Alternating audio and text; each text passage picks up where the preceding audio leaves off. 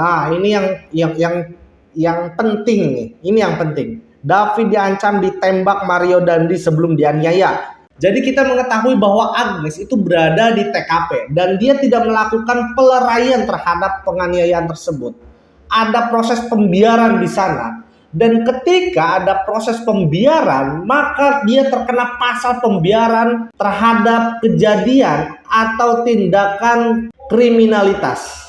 Dan ternyata ada miras di mobil Rubicon Mario. Sangat luar biasa dampak dari penganiayaan dari Mario ini ya. Karena udah beberapa hari belum pulih kesadarannya. Mager ngapain? Telepon coba, lu bilang sama tante lu ya aneh. Tante gua di mobil, jadi dia sudah membohongi David. Dia bilang ada tantenya di mobil, padahal enggak, ada Shane dan ada si Mario. Dia sudah berbohong keberadaan tantenya di mobil. Kepala ditendang dan lain sebagainya, itu penganiayaan berat. Dan menurut saya ini pantas untuk diberlakukan pasal berlapis. Ini pasal pembunuhan perencana juga masuk ini.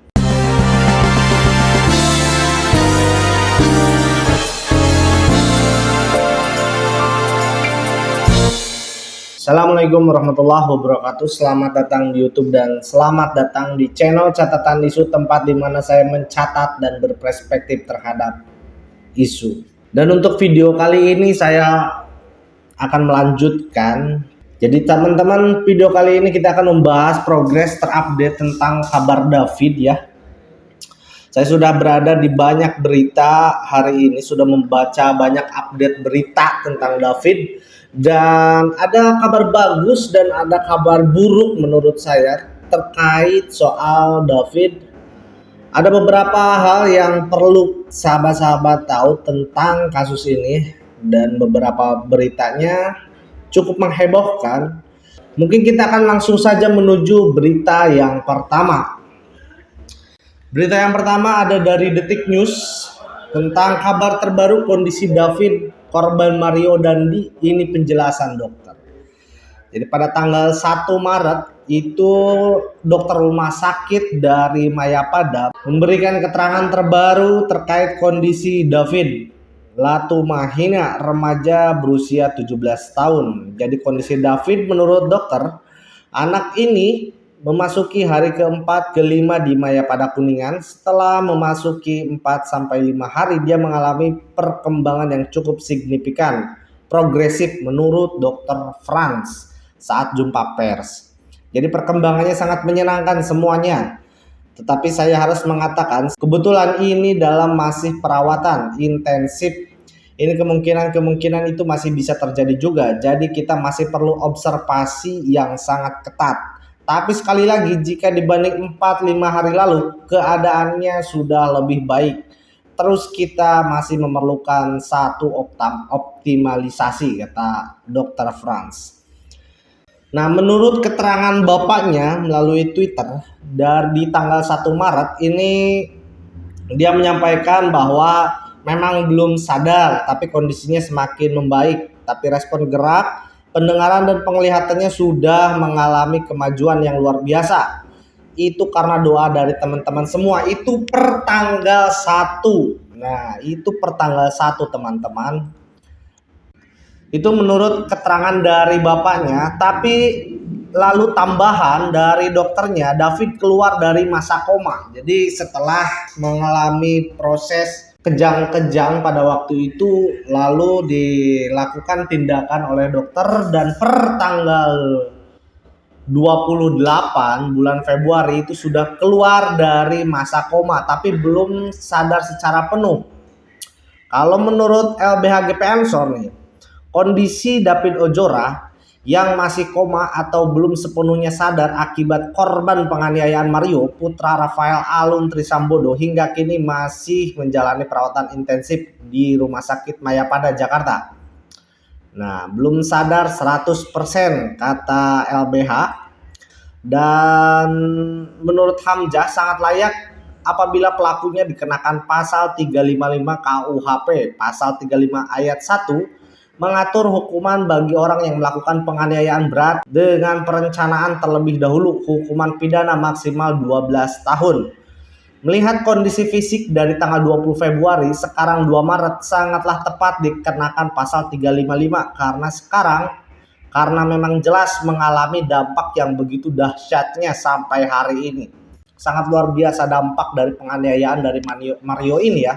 Karena udah beberapa hari belum pulih kesadarannya. Nah, di Twitter ada thread baru dari Alto Banditos terkait chattingan antara Agnes dan David yang mencuat ke publik. Saya juga belum memastikan ini kebenarannya bagaimana, tapi kalau melihat dari akun Twitternya sudah centang biru dan juga bahasa tutur kata dan waktunya, ini sangat merujuk sekali terhadap kejadian pada waktu itu. Kalau kita baca. Jadi ada ancaman dari Agnes, gua telepon brimob gue kalau lu batu, kata Agnes ya. Nggak ada VN di sini. Wareng aja yang turun. Saya gak ngerti wareng itu apa ya. Mager ngapain? Telepon coba lu bilang sama tante lu ya aneh. Tante gua di mobil, jadi dia sudah membohongi David. Dia bilang ada tantenya di mobil, padahal enggak, ada Sen dan ada si Mario. Dia sudah berbohong keberadaan tantenya di mobil. Foto dah mobil apaan, terus sekarang jawab dong, Camry katanya. Padahal mobilnya Rubicon bukan Camry. Lu kenapa gak mau turun banget sih? Nah, di sini bocoran dari chat antara Agnes dan David. Menurut keterangan dari Alto di sini 10 kali David dipaksa untuk turun dan ketemu para pelaku. 5 kali David bilang agar kartu pelajarnya digosen aja. 2 kali David bilang titip saja di security kompleks. 1 kali David diancam kalau nggak turun nanti pelaku telepon brimob.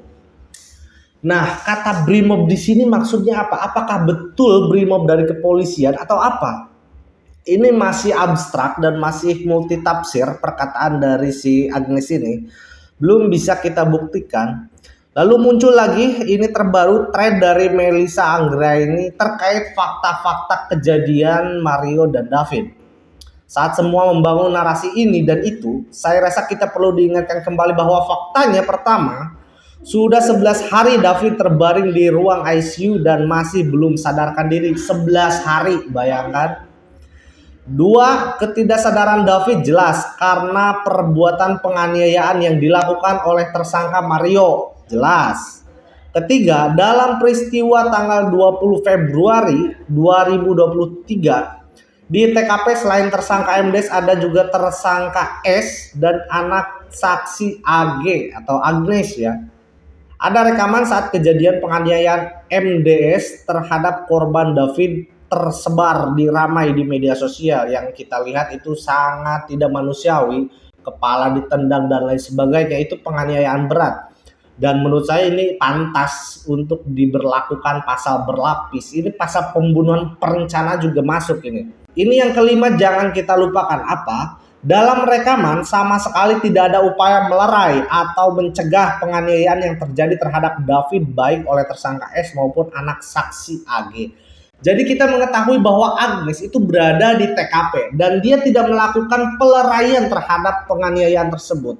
Ada proses pembiaran di sana. Dan ketika ada proses pembiaran, maka dia terkena pasal pembiaran terhadap kejadian atau tindakan kriminalitas. Jelas itu.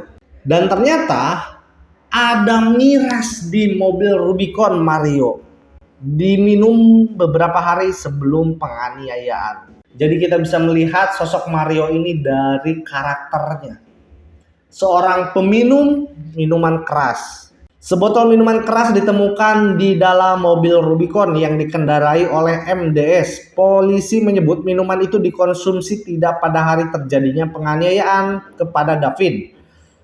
Meski begitu, polisi akan terus melakukan pengembangan kasus sebab keterangan tersangka tidak bisa dijadikan acuan semata-mata tanpa diperkuat alat bukti. Soal Agnes, kita berbicara soal Agnes ya. Agnes ditetapkan sebagai pelaku penganiayaan. Pengacara David kita kawal terus. Ini adalah berita yang cukup mengecewakan teman-teman. Kenapa Agnes ini statusnya hanya sebagai pelaku, tidak sebagai tersangka? Kita baca. Polda Metro Jaya resmi menaikkan status hukum AG, pacar Mario, dari saksi menjadi pelaku penganiayaan David atau David Ozora. Melissa Anggraini, pengacara David Latumahina, mengapresiasi kinerja Polda Metro Jaya yang sudah menetapkan 3 orang sebagai pelaku penganiayaan sebelum AG. Polisi diketahui telah menetapkan Mario dan kawannya Shane Lucas sebagai tersangka. Meski demikian, Melissa memastikan tim kuasa hukum David akan terus mengawal proses hukum kasus ini. Kan ini sudah masuk ke tahapan proses hukum. Kita berharap kedepannya nanti proses hukumnya berjalan. Kita kawal sampai ada keadilan untuk David. Ada perubahan status dari AG yang awalnya adalah anak yang berhadapan dengan hukum meningkat jadi anak yang berkonflik dengan hukum, kata Polda Metro Jaya ya.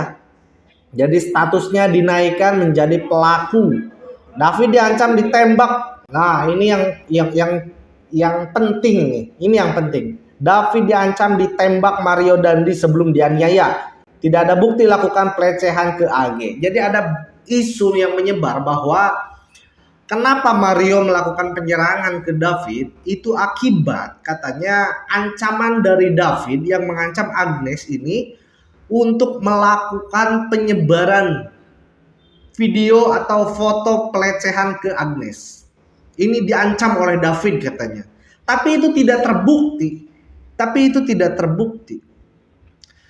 Dan sekarang ada wacana, ada berita soal David diancam ditembak Mario sebelum dianiaya. Kita baca beritanya. Banyak fakta yang mulai terungkap dalam kasus penganiayaan David yang dilakukan oleh Mario. Ayah David, Jonathan, membeberkan jika David diancam ditembak Mario sebelum aksi penganiayaan terjadi. Selain soal ancaman, Jonathan juga membuka suara soal tuduhan pelecehan yang dilakukan kepada AG. Bahkan tidak ada bukti kan. Nah, ia ingin menunjukkan jika David anaknya memang benar tak melakukan pelecehan seksual kepada Agnes yang banyak disebutkan beberapa waktu belakang. Bahkan Jonathan Latumahina juga menyebut jika Agnes dan Mario lah yang memaksa bahkan menjebak David hingga dipukul dan mengalami koma, dilansir dari akun Twitternya. Jadi itu tidak terbukti kalau misalkan David melakukan pengancaman terhadap Agnes, melakukan pelecehan seksual, itu tidak terbukti. Kita baca lagi. Juga ketahuan berapa kali David berupaya untuk dieskalasi menghindar dari pertemuan dengan para tersangka di tanggal 20 Februari.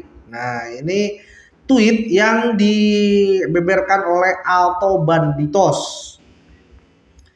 Tidak ditemukan bukti baik gambar, chat, video, atau voice note tentang pelecehan seperti yang ditudingkan oleh beberapa akun di medsos. Saya heran kenapa kok masih ada buzzer. Kenapa masih ada buzzer di pihak Agnes atau di pihak Mario? Udah jelas ini korbannya adalah David. Kita lanjutkan lagi. Jadi jika ada akun-akun yang mengatakan ada pelecehan, mungkin LBH GP Ansor harus mendokumentasikan akun-akun tersebut dan sekaligus mengundang mereka sebagai saksi biar bisa mendalami lebih motif dari aksi tindak pidana ini. Jadi begitu teman-teman updatean terbaru terkait kasus Mario Dandi dan David. Tunggu updatean berita selanjutnya. Itu aja, ditutup. Wallahul muwaffiq ila aqwamit thoriq. Wassalamualaikum warahmatullahi wabarakatuh. Bye.